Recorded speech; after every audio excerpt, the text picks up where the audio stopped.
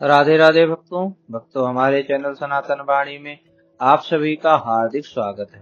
भक्तों, श्री चैतन्य चरितावली में आज हम आपके लिए लेकर आए हैं श्री गोपीनाथ क्षीर चोर की कथा का आगे का भाग। पुरी महाराज की इच्छा थी कि मैंने पूजा की पद्धति तो समझ ली, किंतु खीर कैसी होती है इसे मैं ठीक ठीक नहीं समझ सका। यदि भगवान की प्रसादी थोड़ी सी खीर मिल जाती तो उसका स्वाद देखकर मैं भी अपने श्री गोपाल को ऐसी ही खीर अर्पण करता। इस विचार के मन में आते ही उन्हें भय प्रतीत हुआ कि यह मेरी जिह्वा लोलुपता तो नहीं है। ऐसे भाव रसना स्वाद के निमित्त तो मेरे हृदय में उत्पन्न नहीं हो गए।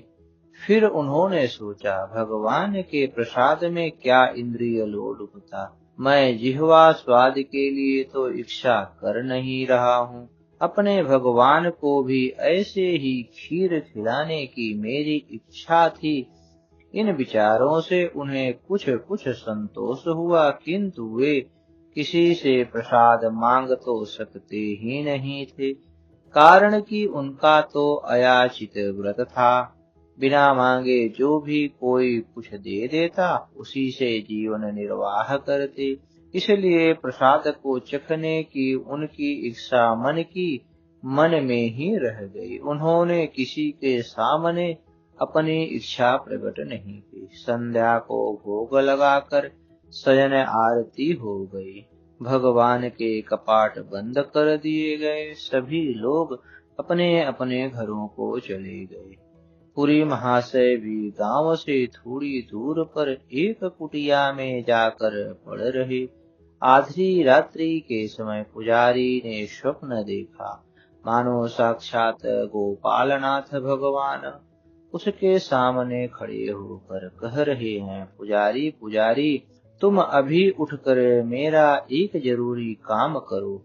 मेरा एक परम भक्त माधवेंद्रपुरी नाम का महाभागवत सन्यासी ग्राम के बाहर ठहरा हुआ है।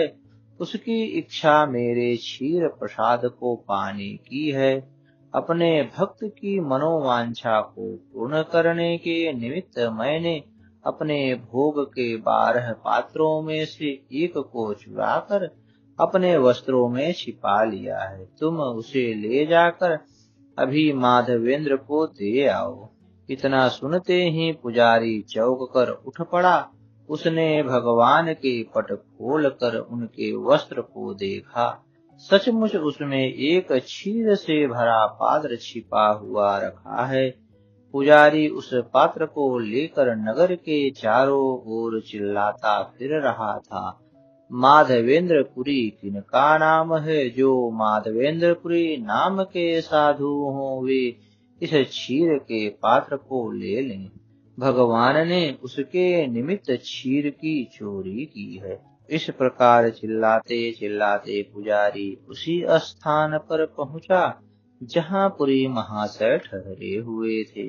भगवान के पुजारी के मुख से अपना नाम सुनकर पुरी महाराज बाहर निकल आए और कहने लगे, महाराज, मेरा ही नाम माधवेंद्रपुरी है, कहिए क्या आज्ञा है? पुरी महाराज का परिचय पाकर पुजारी उनके पाद पद्मों में दंडवत हुआ और बड़े ही विनीत वचनों से कहने लगा, महाभाग, आप धन्य हैं। आपकी इस अलौकिक भक्ति को कोटि कोटि धन्यवाद है। आज हम आपके दर्शन से कृतार्थ हुए। इतने दिन की भगवान की पूजा का फल आज प्राप्त हो गया। हम जैसे पैसों के गुलामों को भगवान के साक्षात दर्शन तो हो ही कैसे सकते हैं, किंतु हम अपना इसी में अहोभाग्य समझते हैं कि भगवान की पूजा करने के प्रभाव से आप जैसे भगवान के परम प्रिय भक्त के दर्शन हो गए। हम तो आपको साक्षात भगवान ही समझते हैं, जिनकी मनोवांछा पूर्ण करने के निमित्त चराचर विश्व के एकमात्र अधिपति भगवान ने भी क्षीर की चोरी की, वे भी चोर बने। वे महाभागवत तो भगवान से भी बढ़कर हैं। यह लीजिए, भगवान ने यह क्षीर आपके लिए चुरा कर रख छोड़ी थी। उन्हीं की आज्ञा से मैं इसे आपके पास लाया हूँ।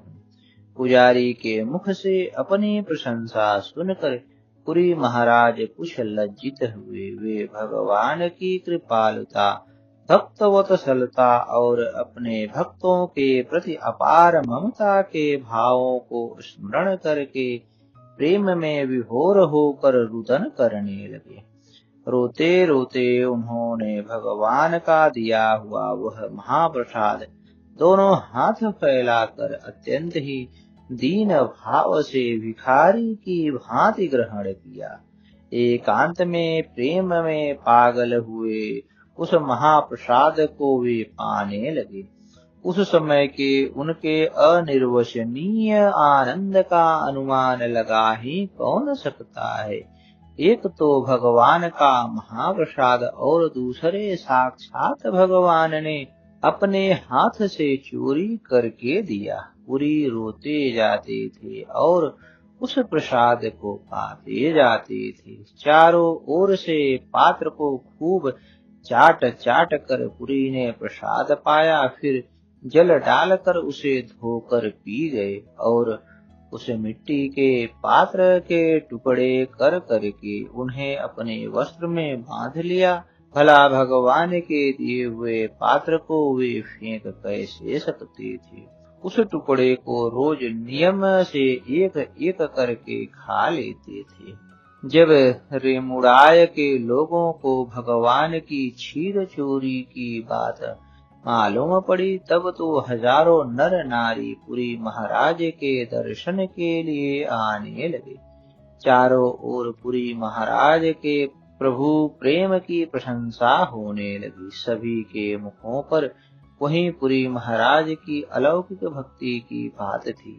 सभी उनके भगवत प्रेम की भूरी भूरी प्रशंसा कर रहे थे।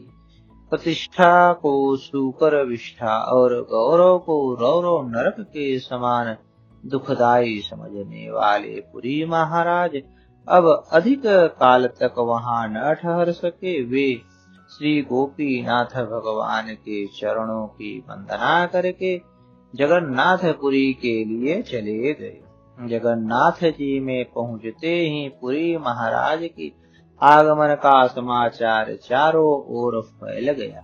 दूर दूर से लोग पुरी महाराज के दर्शन के लिए आने लगे। सचमुच मान प्रतिष्ठा तथा कीर्ति की गति अपनी शरीर की छाया के समान ही है। तुम यदि स्वयं छाया को पकड़ने दौड़ोगे तो वह तुमसे आगे ही आगे भागती जाएगी। तुम कितना भी प्रयत्न करो वह तुम्हारे हाथ न आवेगी। उसी की तुम उपेक्षा करके उससे पीछा छुड़ाकर दूसरी ओर भागो। तुम चाहे उससे कितना भी पीछा छुड़ाना चाहो, किंतु वह तुम्हारा पीछा न छोड़ेगी। तुम जिधर भी जाओगे उधर ही वह तुम्हारे पीछे पीछे लगी डोलेगी। जो लोग प्रतिष्ठा चाहते हैं, प्रतिष्ठा के लिए सब कुछ करने को तैयार हैं, उनकी प्रतिष्ठा नहीं होती। और जो संसार से पृथक होकर एकदम प्रतिष्ठा से दूर भागते हैं, संसार उनकी प्रतिष्ठा करता है। इसीलिए तो संसार की गति को उल्टी बताते हैं। गोपीनाथ भगवान के दरबार में से पुरी महाराज प्रतिष्ठा के ही भय से भाग आए थे। उसने यहाँ भी पिंड नहीं छोड़ा। अस्तु कुछ काल तक जगन्नाथपुरी में निवास करके ब्राह्मणों के सम्मुख अपने श्री गोपाल की इच्छा कह सुनाई। भगवान की इच्छा को समझकर पुरी निवासी ब्राह्मण परम प्रसन्न हुए और उन्होंने पुरी महाराज के लिए बहुत से मलयगिरी चंदन की व्यवस्था कर दी। राजा से कहकर उन्होंने चंदन के लिए यथेष्ट कर्पूर तथा केसर कस्तूरी का भी प्रबंध कर दिया। उन्हें ब्रज तक पहुँचाने के लिए 2 सेवक भी पुरी महाराज के साथ कर दिए और राजा आज्ञा दिलाकर उन्हें प्रेम पूर्वक विदा कर दिया। चंदन कर्पूर आदि लिए हुए पुरी महाराज फिर रेमुराय में पधारे और श्री गोपीनाथ भगवान के दर्शन के निमित्त वहां 2-4 दिन के लिए ठहर गए। भगवान तो भाव के भूखे हैं, उन्हें किसी संसारी भोग की वांछा नहीं, वे तो भक्त का भक्ति भाव ही देखना चाहते हैं। पुरी महाराज की अलौकिक श्रद्धा तो देखिए, भगवान की आज्ञा पाते ही चंदन लेने के लिए भारत के एक छोर से समुद्र के किनारे दूसरे छोर पर आपत्ति विपत्तियों की कुछ भी परवाह न करते हुए प्रेम सहित चल दिए।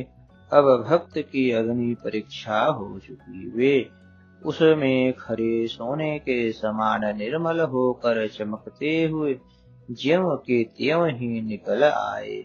अब भगवान ने भक्त को और अधिक क्लेश में डालना उचित नहीं समझा।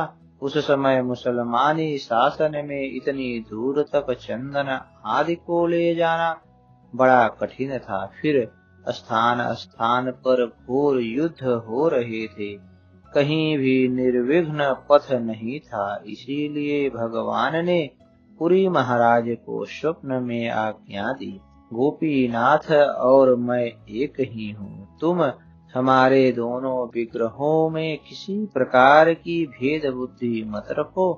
तुम इस चंदन का लेप श्री गोपीनाथ के ही श्री विग्रह में करो, इसी से हमारा ताप दूर हो जाएगा। हमारे वचनों पर विश्वास करके तुम निसंकोच भाव से इस चंदन को यहीं पर घिसवा कर हमारे अभिन्न विग्रह में लगवा दो। स्वतः पुरी महाराज को पहले जो स्वप्न में आदेश हुआ था उसकी पूर्ति के लिए तो वे जगन्नाथ जी का चंदन लेने के लिए दौड़े आए थे। अब भी भगवान ने स्वप्न में आज्ञा दी, उसे वे कैसे टाल सकते थे। इसीलिए भगवान की आज्ञा शिरोधार्य करके वे वहीं ठहर गए और चंदन घिसवाने के लिए 2 आदमी नौकर और रख लिए। ग्रीष्म काल के 4 महीनों तक वहीं रहकर पुरी महाराज भगवान के अंग पर